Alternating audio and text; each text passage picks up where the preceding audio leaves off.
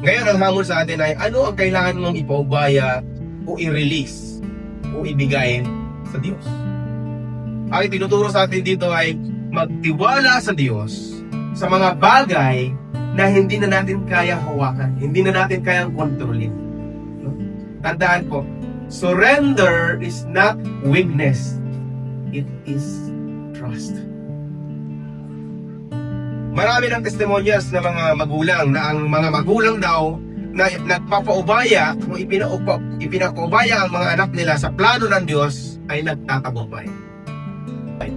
Ganun ang naging prinsipyo ni Joseph. Lord, ikaw na ang bahala.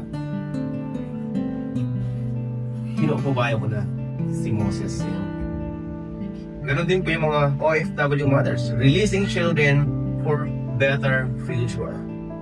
Para lang magkaroon ng kahit papaano rumangya sila para makapagtrabaho mga ibang bayan, mga ibang bansa,